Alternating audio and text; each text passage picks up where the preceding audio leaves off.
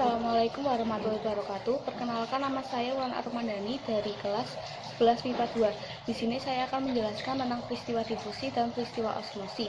Yang pertama yaitu peristiwa difusi.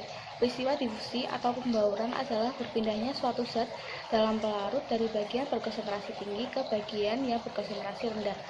Lebih jelasnya, saya akan mempraktikkan peristiwa difusi sebagai berikut. Di sini saya akan mempraktekkan peristiwa difusi. Barang-barang yang diperlukan yaitu yang pertama sendok, gula, air panas, dan juga air dingin. Yang pertama yang harus dilakukan yaitu ambil gula dan ditaruh ke masing-masing air panas dan juga air dingin atau air biasa. Kemudian kita tunggu sampai 5 menit. Setelah 5 menit, kita dapat bisa membedakan air panas dengan air dingin yang sudah direndam selama 5 menit. Dan ini hasilnya: air panas, gula larut dan tercampur dengan merata. Kemudian dengan air dingin atau air biasa, gula tidak tercampur rata dan terjadi pengendapan. Maka kesimpulan dari peristiwa difusi ini yaitu air panas lebih cepat berdifusi daripada air dingin. Peristiwa yang kedua yaitu peristiwa osmosis. Peristiwa osmosis adalah salah satu perpindahan molekul pelarut melalui selaput semi-permeabel dari bagian yang encer ke bagian yang pekat. Lebih jelasnya, saya akan mempraktekkan peristiwa osmosis. Di sini saya akan mempraktekkan peristiwa osmosis.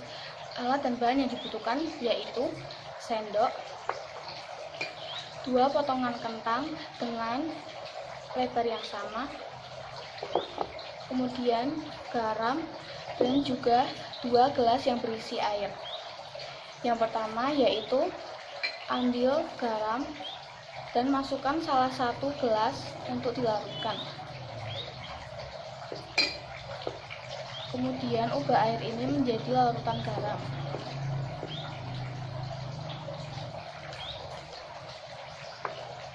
Setelah itu, ambil 2 potongan kentang tadi dan kita rendam selama 30 menit pada larutan garam dan juga air biasa.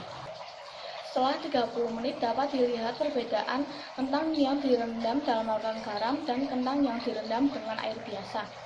Kentang yang direndam ke dalam larutan garam ukurannya menjadi lebih kecil dan sedikit mengkerut, dan teksturnya juga lebih lembut karena larutan garam bersifat lebih pekat.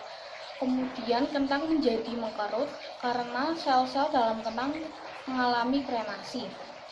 Kemudian kentang yang direndam dalam air biasa, tekstur dan bentuk masih sama dengan yang awal. Kemudian saya akan menjelaskan pengertian transport pasif dan juga transport aktif. Yang pertama yaitu transport pasif. Transport pasif adalah perpindahan molekul atau ion tanpa menggunakan energi sel. Perpindahan molekul tersebut terjadi secara spontan dari konsentrasi tinggi ke rendah. Yang kedua yaitu transport aktif. Transport aktif adalah perpindahan molekul atau ion dengan menggunakan energi dari sel itu. Perpindahan tersebut dapat terjadi meskipun menantang konsentrasi. Sekian dari saya. Wassalamualaikum warahmatullahi wabarakatuh.